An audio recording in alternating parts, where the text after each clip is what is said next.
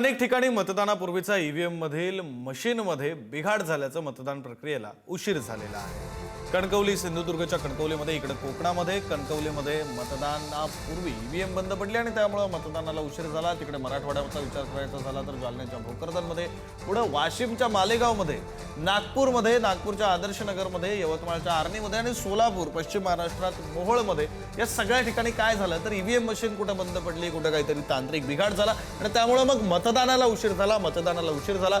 स्वाभाविकपणे मतदार हे ताटकळत राहिले आणि ही अशी 6 दृश्य वेगवेगळ्या ठिकाणची राज्यभरातली आपण पाहतो। ईव्हीएम बंद पडल्यानं मतदान उशिरानं सुरू झाल्याचे हे दृश्य। तर यात सगळ्या बातम्या आता आपण विस्तारानं बघणार आहोत। अकलूज मतदान केंद्रावर गेल्या 50 मिनिटांपासून ईव्हीएम मशीन बंद पडलेलं आहे। ईव्हीएम मशीन बंद पडल्यानं मतदारांच्या रांगा लागल्यात। आयोगाच्या वतीनं तज्ञांकडून ईव्हीएम मशीनची तपासणी सुरू आहे।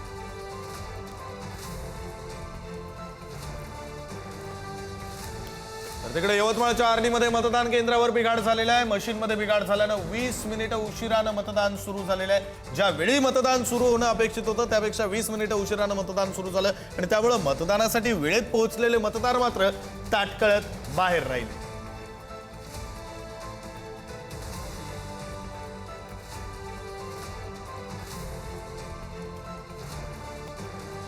अशीच परिस्थिती मराठवाड्यामध्ये जालन्याच्या भोकरदन मतदान केंद्रावर सुद्धा झाली। मतदानाला उशीर झाला, मशीनमध्ये काही तांत्रिक बिघाड आले आणि त्यामुळे मतदानाला उशीर झाला। मतदान उशिरा सुरू झाल्यानं मतदारांमध्ये तीव्र संताप सुद्धा पाहायला मिळाला। राज्यभरातल्या वेगवेगळ्या बातम्या आपण पाहतोय। आताची बातमी ही जालन्याच्या भोकरदन मतदान केंद्रावरची, जिथे मशीनमध्ये काही तांत्रिक बिघाड झाला होता। मतदान सुरू व्हायला उशीर झाला, मतदार ताटकळत राहिले आणि मतदारांमध्ये या सगळ्या विषयीचा संताप सुद्धा आहे।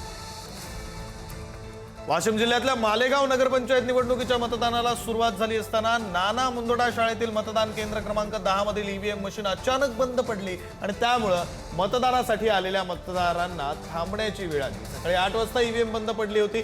निवडणूक विभागाकडून पर्यायी व्यवस्था करण्याचे प्रयत्न सुरू आहेत। खाली कोकणामध्ये सुद्धा तशीच परिस्थिती। कणकवली प्रभाग क्रमांक 8 वर ईव्हीएम मशीन मध्ये बिघाड झाला। अपक्ष उमेदवाराच्या चिन्हासमोरील बटन दबत नसल्याचं समोर आलं। बिघाड लक्षात येताच तात्काळ मशीन बदलल्या गेल्या। 15 ते 20 मिनिटं या सगळ्या प्रक्रियेला लागली आणि त्यामुळे 15 ते 20 मिनिटांनंतर मतदानाला सुरुवात झाली। या सगळ्या दरम्यान 20 मिनिटं मतदारांना ताटकळत थांबावं लागलं। तुमचे विरोधक असे म्हणतात की मशीन जाणीवपूर्वक बंद पाडले जात आहे। एक लक्षात घ्या, हे इलेक्शन प्रक्रिया आहे, निवडणूक निर्णय अधिकाऱ्याचं ते काम आहे, ते माझा काम नाही आहे। आणि याच्यावर तीच परिस्थिती इथलचा सत्ताधारी मधला आमचा पार्टनर बोलत असेल, याचा अर्थ तुम्ही समजून घ्या की त्यांच्या पायाखालची वाळू सरकलेली आहे।